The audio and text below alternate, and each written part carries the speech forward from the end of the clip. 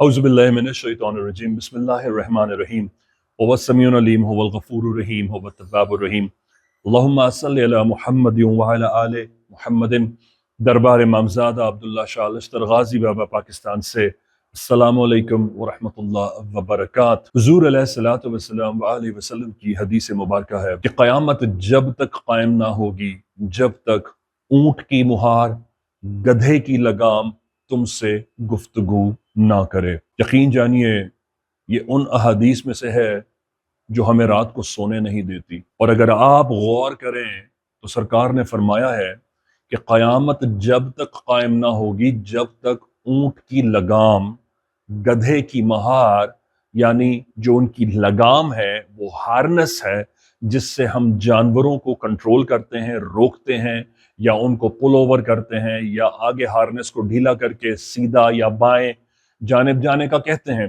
اس سے اونٹ کو بھی گدھے کو بھی اور گھوڑے کو بھی قابو کیا جاتا ہے، جو ایک سوار کے لیے لازمی ہے، اور صدہ صدی سے قدیم زمانے سے یہ طریقہ چلا آ رہا ہے اور سرکار نے اسی کی مثال دی ہے۔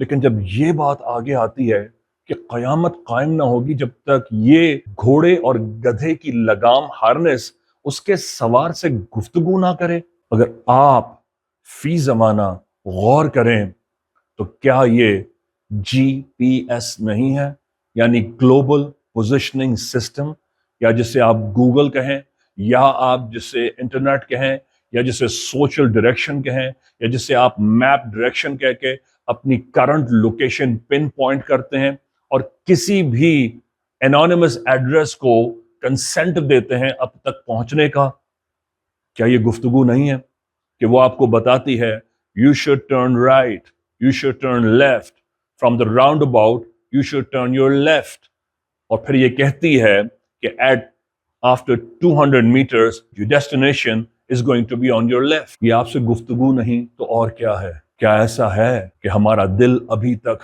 گواہی نہیں دے رہا کہ قیامت قریب آ چکی ہے؟ سرکار کی حدیث پکار چکی ہیں، بتا چکی ہیں۔ ایک اور حدیث سے آپ کو الوداع کہوں گا تاکہ جب آپ نے جس وقت یہ سیگمنٹ دیکھا ہے آپ آج کی رات اس شب کے ساتھ گزار سکیں کہ قیامت اس وقت کے بدترین لوگوں پر قائم ہوگی، یعنی جس وقت قیامت آئے گی وہ اس وقت کے بدترین لوگ ہوں گے جو احادیث کو، سرکار کو، عشق اہل بیت کو، سرکار کے احکامات کو، تمام ان وارننگز کو بھلا چکے ہوں گے۔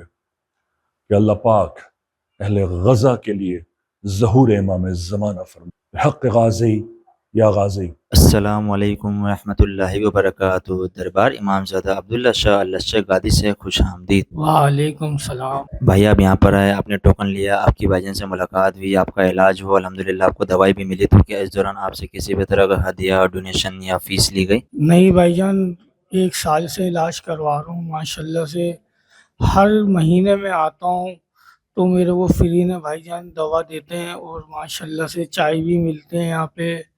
بہت اچھا نظام بنایا ہوا ہے، اللہ پاک ان کو خوش رکھے اور ترقی دے۔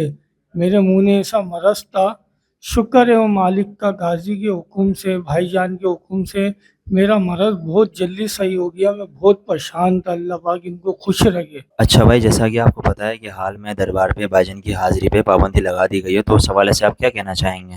وہ یہ پابندی تو کسی کے اوپر بھی نہیں ہونی چاہیے، تو بزرگوں کا مزار ہے، ادھر تو ہر کسی کی عزت ہونی چاہیے، میرا تو بس یہی کہنا ہے۔ وعلیکم السلام ورحمۃ اللہ وبرکاتہ۔ نہیں الحمدللہ، صبح جب ٹوکن لیا تب بھی کسی نے کوئی ہدیہ نہیں لیا۔ ابھی بھائی جان سے ملاقات ہوئی، ماشاءاللہ بہت ہی نفیس اور بہت ایماندار بندہ پایا، کیونکہ انہوں نے جس طریقے سے رہنمائی کی، انشاءاللہ مجھے امید ہے کہ انشاءاللہ یہ بیماری میری جڑ سے ختم ہو جائے گی۔ سر دربار پہ تو پابندی کسی پہ بھی نہیں ہونی چاہیے، اہل بیت کا دربار ہے، اہل بیت کسی اور کی وراثت نہیں، ہم سب مسلمانوں کے لیے ہیں، تو ان پہ تو خصوصاً نہیں ہونی چاہیے، کیونکہ یہ تو خدمت کر رہے ہیں، غازی بابا کی خدمت ہو رہی ہے یہاں پہ، تو ان پہ تو سراسر اگر پابندی ہے تو بہت زیادتی ہے، ناانصافی ہے۔ یہاں پر سب بااخلاق ہیں، بڑی عزت سے ہمیں بٹھایا ہے، نہ کوئی ہدیہ، نہ کوئی ڈونیشن وغیرہ، نہ کچھ اور، ماشاءاللہ سے سب کچھ سسٹم اچھا ہے۔ वैसे तो दरबार पे किसी की पाबंदी तो नहीं लगानी चाहिए, ज़ाहिर बात है यहाँ पर तो सब फ़िरके वाले भी आते हैं, अहले सुन्नी आते हैं, तशीह वगैरह, हिंदू वगैरह, चाहे जो भी मज़हब के भी हैं, टोटली वगैरह, मगर भाईजान पर पाबंदी लगाने का कोई तुक नहीं बनता। हमारी तो यही दरख्वास्त है कि मतलब ये पाबंदी तो हटा दी जाए, ताकि वो भी वहाँ पर हाज़िरी दें और माशाल्लाह से अब्दुल्ला शाह काजी सरकार से फैज़याब हों। यार अगर कोई किसी को इस ज़माने में 45 रुपए भी देना तो वो सुबह से शाम तक बैठने को तैयार हो जाए, और सरकार की दुआ के साथ। मैं आपसे कुछ भी नहीं चाहता हूँ, हौसला करें और खामोशी से बैठें। लोग तो फिर भी हमें बद्दुआ दे के जाते हैं, मुझे तो वो भी कबूल है। महीने में 2 बार सरकार अब्दुल्ला शाह गाजी आना है, सलाम करना है। आप रिक्शा नीचे पार्किंग एरिया में पार्क करें, अपने हिस्से के फूल किसी के हाथ ऊपर भिजवा दें गाजी बाबा, सलाम करके कोई नीचे। सुबह दोपहर शाम 1 घूंट पानी में 10 कतरे दुरूद शरीफ पढ़कर दम करें और दवा पी लें।